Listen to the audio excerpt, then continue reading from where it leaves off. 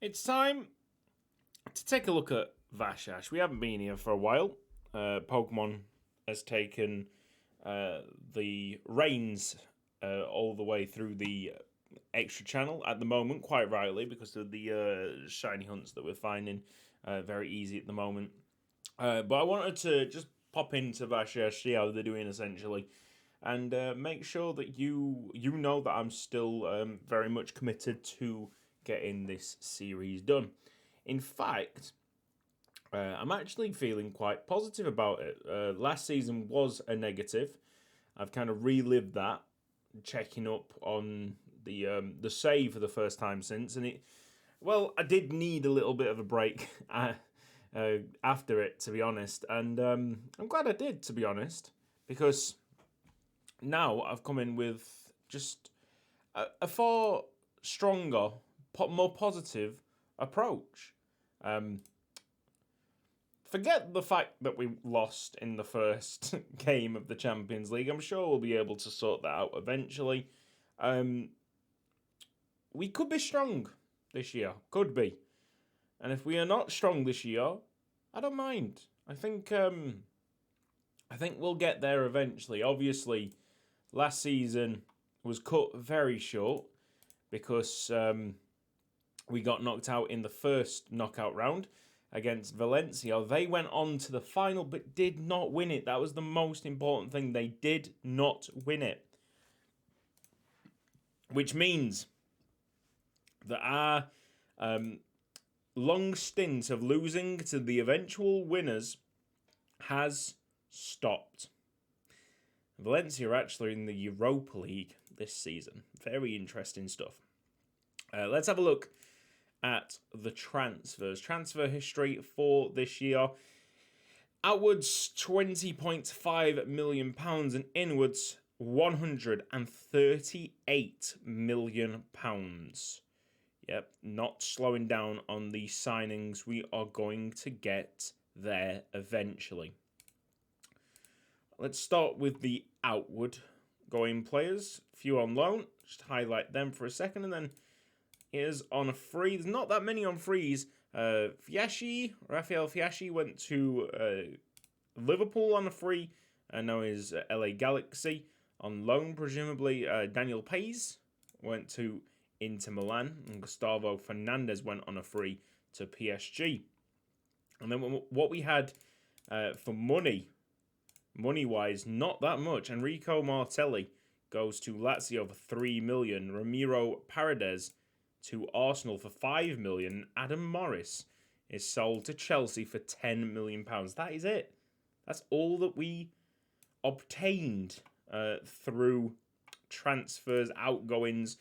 So you'd imagine, I know that there was a lot coming into this season. I think there was about 70 million, 60 million, something around that ballpark of free transfer money to spend. But I think clauses have been activated along the way. So much so that I don't think there's any clauses that we can sell at this moment in time. There's still plenty of clauses, but none that we can sell, because the ones that we could sell, we have sold. Let's have a look at who we've signed. Organising by fee. So Pedro Scau is a Portuguese right back coming from Benfica, it looks like, for 750k. Pretty cheap. Mamadou Carne, a maximum potential striker, left-footed striker, coming in from Atletico Madrid for 1.9 million. It's been really clever with the money. In some cases, Jakob Silhart signed up for 2.9 million. Then the fees start rising quite drastically. David, I think this transfer was sorted a long time ago when this guy was 16. He eventually comes into the Vasas team. And then we have, can't remember this guy, Dirk Beichthaler. You can probably understand why we signed him. Very good wheel for a winger at 18 years old. Interestingly, German coming in from Slavia Prague at 13 million. 13.5 million, Leon Blanc a centre-back, 16-year-old centre-back, 6'5". Ooh. Next up, Rada Sipanovic. He's currently on loan, but he was 13.5 million from Red Star, an attacking midfielder. So, well, must be trying to train him to be a left winger. Paulo Ricardo, a very good-looking Brazilian centre mid, a wonder kid, 18 years old, could be an absolute steal for £18.25 million. Then we have Adrian Gomez, one that didn't really work out. His potential abilities dropped 4 stars already, but we'll give him the time to grow at the club just in case. Fabio Stocchino, he is a 4.5-star player. Ridiculously quick, coming in from AC Milan at 22.5, and then a great little find here, the 16-year-old goalkeeper Elliot Goubert, coming in, Belgian, from Charleroi, probably at £24 million. So yeah, a lot of players, and the most that we spent on one was 24 million, so really smart. I think there should be, I'm saying here and here especially, world-class players. Fingers crossed. But you never know. I think Gilbert and Ricardo could be something special. Right then. So, competitions, obviously, Bank League we don't need to worry about. Champions League, currently, we are third. Currently. I think everything will turn around. I really do want everything to turn around. I can't see us winning the Champions League this season. We'll have a little refresh, a little flick through the team. We are getting there, though. We're just finding the pieces of the puzzle. Man, Jorge Rodriguez is a joke. Maybe we're one more big player away. But the pieces of the puzzle are there. I'm not going to lie. They are getting there. These wheels are getting quite large.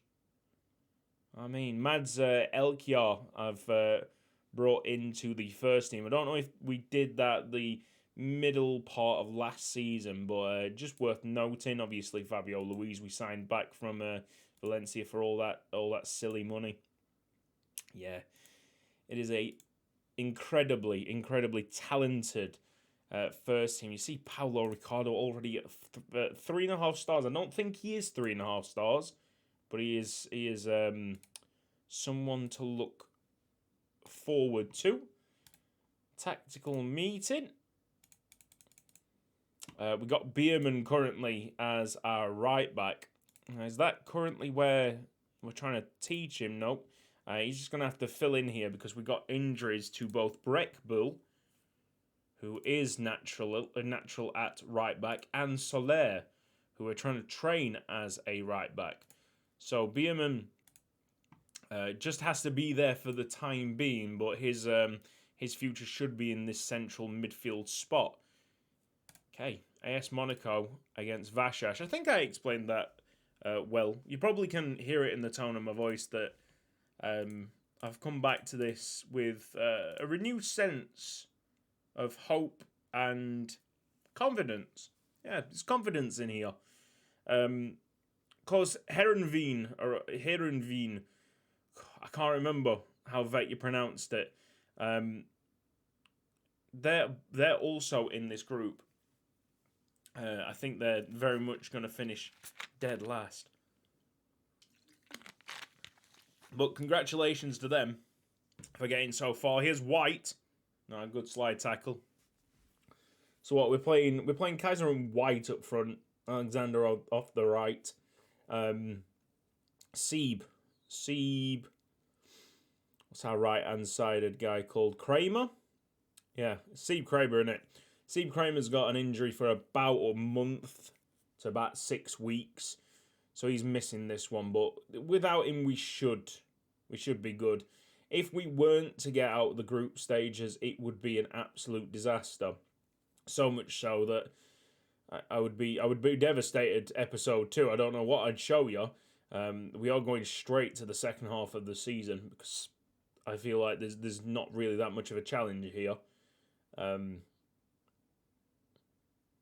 should have. Sukanov's just scored for Dortmund against Milan. That's nice. I should have actually checked the stats on the Juventus game because I can't imagine that Juventus were actually dominant and Monaco had a big chance there. Here comes Jahari, one of the new players. Well, new players to the first team. Obviously, he spent a couple of seasons in our youth setup. A success story from the youth setup because I don't think we actually spent that much on him. Oh my god.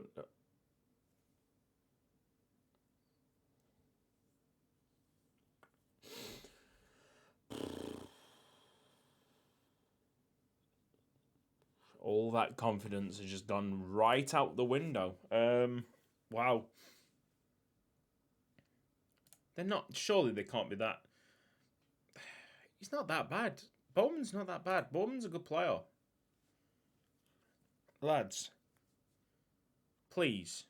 Gonsalvo's world class. There's world class players in our squad. Are we cursed? It's starting to feel like we're cursed. Sasbo. Sarbo. One. You've got to top. What's? Apparently we're offside. Apparently Alexander has strayed offside as this ball is coming in. Man, we are going to get shafted here by Football Manager, I think. Let's take a look. Well, he is apparently offside.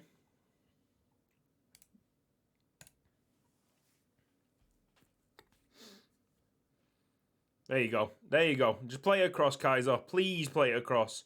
Or score at the front post. It's a nice little finish by Fabian Kaiser. It was at a meteoric rise, hasn't he, really? He was playing in the under 19s? Do we have a 19s or an 18s team? He was playing for them very recently. The second team. I do apologise. But he must have been in and around the under 19s. All of a sudden, he's just shot in straight into the first team. This is actually the third season that he's been in the third team. That's incredible. Still feels like a new guy. He's 20 years old. Already top quality for... Oh, get in, Ben White. Nice finish. Already top quality for the Hungarian league. Making his mark in Europe as well. Ben White's getting there. Although, if I remember, this is going off memory now, Ben White's, personality is a little bit of a concern. But I think we're good enough. We're able to... Good enough on Football Manager to calm him down. I don't think he will be much of a problem. I hope not, anyway. Let's get it blocked. Harvey Elliott is coming on. Hannibal... Isn't that Hannibal lad? If I remember correctly, if I can get him, I won't be able to get him. But I'm pretty sure Manchester United, the team that he's at right now, signed him from AS Monaco. Gonsalvo's got a little bit of an injury, so we'll do that. Did I just see Kramer available off the bench? How on earth has he managed to do that? Oh yeah, he's not fit enough. He really is not fit enough. Kramer injured. 49 days. So that injury that I was talking about actually happened about a month ago. Cool, that happened quick, didn't it? Elliott's just taken the ball off one of my players. You see that there's some very, very tired players here. So we'll have Capacci on. Capacci really should be playing anyway in front of Van Inzerillen. And no, we'll go Fuentes. Make sure not to use Kramer. we've got more depth, and depth was definitely a problem when we had that big run to the final. Overall quality as well, but depth was a major concern. Bit of ping pong. Oh, go on, Kaiser. Smash it. Get in. Another front post finish for Fabian Kaiser. And the second half has been way better from Vasas. All right. Smiles on faces. This could be good now. Could be good that we had that little break as well. Most of my decision making prior to this episode was made at the back end of season 15, episode 2. I stayed on until that was awful, guys. Until I was kind of happy to save it up and leave it for a couple of weeks.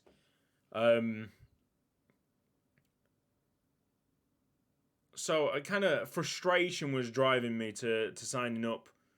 Really smart moves, not putting all eggs into one basket. Really smart moves to add depth to the team. And now, with that very much at the back of my mind, forgetting all the anguish that we've had recently in this Football Manager save, we're ready to just go forward with it.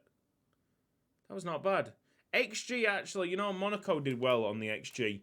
And probably deserved the draw. Yeah. There you go. We actually had some luck as well. Got some luck there. Did really well away from home. Not saying that any performance like that would win us the Champions League. Far from it. But it's better than losing 1-0 at home against Juventus. Look at that. Look at the state of that. I can imagine what Pascuzzi was thinking after losing like that to Juventus. Right then. That's all she wrote for this episode. What can I say?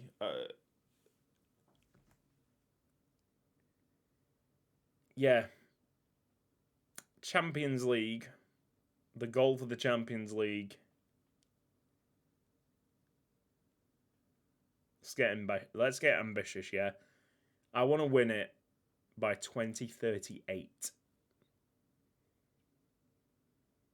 And I think we can win it by 2038.